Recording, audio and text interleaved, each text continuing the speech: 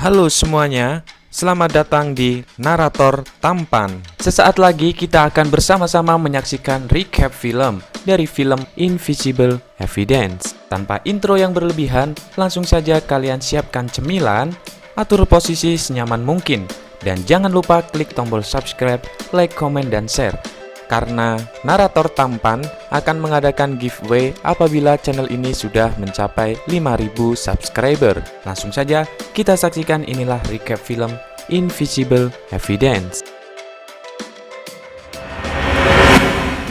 Film ini menceritakan tentang seorang perempuan buta yang menjadi saksi dalam menyelesaikan kasus penculikan yang sedang ramai di Vietnam.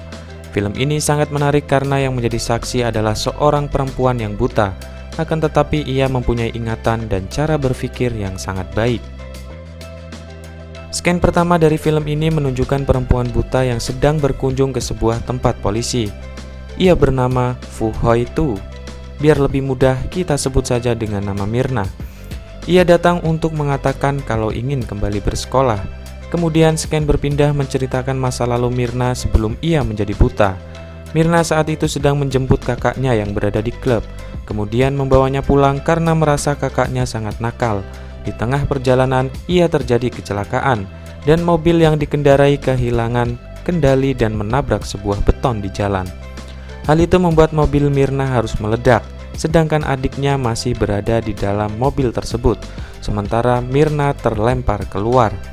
Selanjutnya scan berpindah saat Mirna sedang duduk di dalam rumah. Ia mendengarkan televisi yang memberitahukan bahwa saat ini dilarang bagi perempuan keluar rumah sendirian karena sedang ramai terjadi kasus orang hilang belakangan ini. Diperlihatkan juga cuplikan bahwa ada seorang wanita diseret, kemudian matanya dicongkel oleh seorang penculik misterius. Kemudian mata itu dimakan oleh orang tersebut. Selanjutnya adalah adegan Mirna ketika hendak menunggu taksi di sebuah halte. Mirna begitu lama menunggu pesanan taksinya, namun tiba-tiba datang seorang yang menyuruhnya untuk masuk, dan Mirna pun menurutinya. Dalam perjalanan Mirna ditawari untuk minum oleh sang supir, akan tetapi Mirna enggan meminumnya dengan alasan ia belum ingin minum, tetapi sang supir memaksa Mirna untuk minum. Kejadian itu membuat mobil kehilangan kendali dan menabrak salah seorang yang berada tepat di jalan. Supir pun keluar melihat kondisi yang ditabrak, begitu juga Mirna. Tetapi justru sang sopir memasukkan orang yang ditabrak ke dalam bagasi mobil. Mirna pun curiga dan sempat mendapatkan perlawanan dari sang supir. Akhirnya Mirna tidak lagi ikut dengan mobil itu. Sopir tersebut ternyata merupakan seorang penculik yang sedang ramai dikabarkan.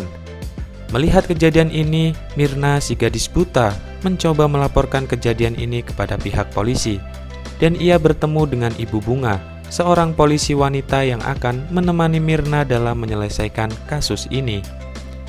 Sebagai seorang gadis buta, Mirna tetap terlihat sangat pintar dalam menjadi saksi untuk mengungkap kasus ini. Ia mengandalkan ingatan dan perasaannya untuk menceritakan apa yang ia alami pada waktu malam itu.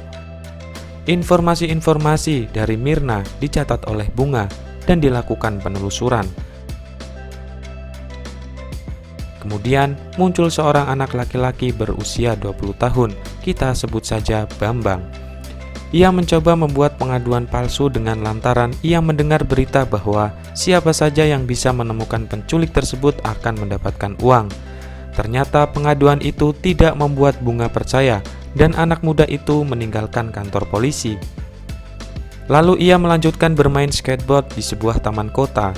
Tanpa disengaja, ia melihat seorang yang sedang duduk sendirian. Ia melewatinya beberapa kali. Kemudian dia merasa takut dan ia lari. Ternyata orang yang duduk di taman itu adalah seorang penculik. Kemudian penculik itu mengejar anak muda itu. Suasana pun berubah sangat menegangkan. Bambang mencoba menelpon Bunga dan Mirna, namun tidak ada respon. Akhirnya ia tetap berusaha kabur. Setelah berlari jauh, Bambang mencoba bersembunyi. Tetapi dalam persembunyiannya, tiba-tiba ponsel Bambang ditelepon balik oleh Mirna. Sontak saja ia jadi ketahuan dan si penculik pun menusukkan jarum yang membuat Bambang akhirnya pingsan. Selanjutnya Bambang dibawa ke rumah sakit. Ketika di rumah sakit, ia ditemani oleh Mirna. Di sisi lain, saat rumah Mirna kosong karena menemani Bambang di rumah sakit, penculik tersebut masuk ke dalam rumah Mirna. Ia memasang sebuah kamera di salah satu ruangan Mirna. Kemudian ia kembali lagi masuk ke mobilnya. Saat Mirna pulang, Mirna tiba-tiba ditelepon oleh penculik tersebut dan ia mengatakan bahwa Mirna dilarang untuk ikut campur dalam kasusnya. Mirna pun seketika bergegas kembali ke rumah sakit. Keadaan Bambang yang semakin pulih.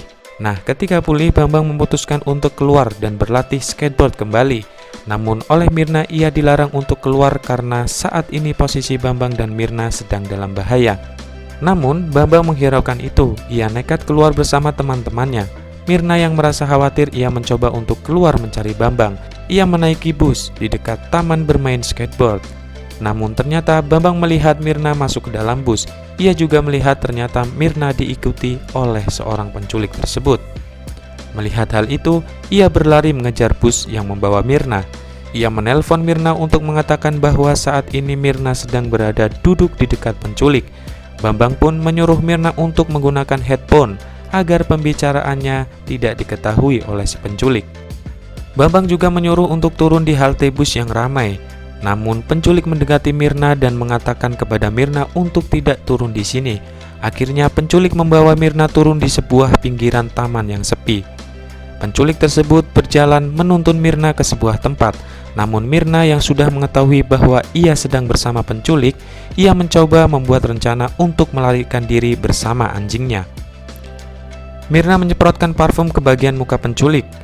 Sontak membuat penculik merasa kesakitan dan Mirna pun berlari dengan anjingnya. Ia berlari sambil mendengarkan perintah Bambang melalui telepon genggamnya. Si penculik mencoba mengejar Mirna, suasana pun semakin sangat tegang.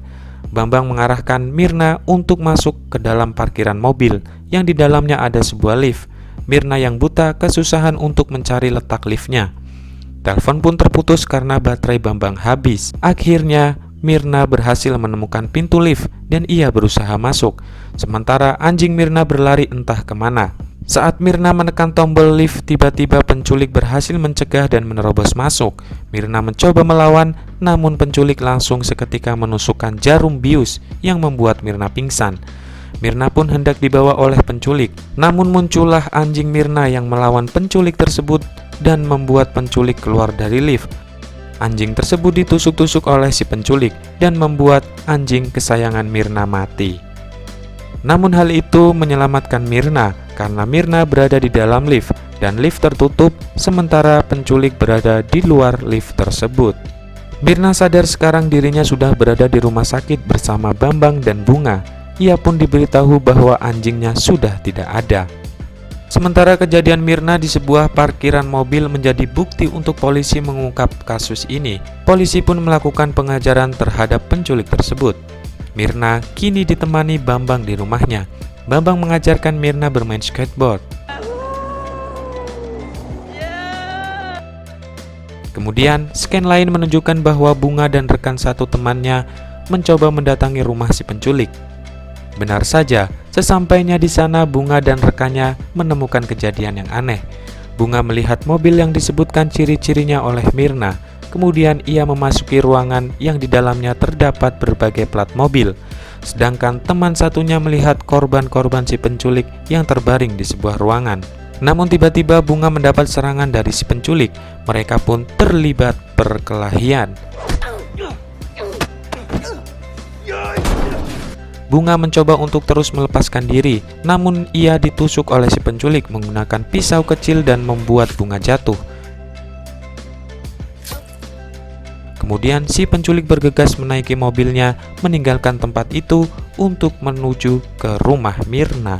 Kini giliran Mirna yang kedatangan si penculik. Saat Mirna sedang mencari Bambang di rumahnya, tiba-tiba terdengar suara seorang penculik yang mengatakan bahwa ia ingin membawa Mirna pergi. Tiba-tiba Bambang keluar dan melihat penculik tersebut, lalu ia mendorongnya. Bambang pun mengatakan kepada Mirna untuk menelpon polisi. Mirna pun bergegas menghubungi polisi. Namun karena saking gugupnya, kabel telepon terputus dan Mirna berlari ke kamarnya untuk mencari handphonenya. Sementara Bambang dan si penculik masih terlibat perkelahian dan akhirnya Bambang pun terkapar. Si penculik kemudian mencari Mirna, ia berjalan menuju kamarnya. Mirna membuat tanda bahwa seolah-olah ia sudah meloncat dari rumahnya. Penculik pun mengira bahwa Mirna sudah kabur. Akan tetapi Mirna muncul dari belakang dan menutup pintu kamar yang diganjal dengan sebuah lemari. Penculik pun sementara terkunci di dalam kamar Mirna. Mirna bergegas turun untuk membawa Bambang keluar dari rumah. Saat itu juga si penculik berhasil membuka pintu kamar Mirna. Ia kembali melakukan pengejaran kepada Mirna. Mirna sempat menjebak si penculik dengan membakar si penculik. Namun hal itu masih belum berhasil. Dari arah belakang Mirna dijambak oleh si penculik dan ia dipukul serta dibanting sampai Mirna tidak berdaya. Kemudian penculik mengangkat Mirna di atas meja. Ia pun berusaha menyetubuhi Mirna. Namun seketika Bambang memukul si penculik dan membuat penculik terjatuh.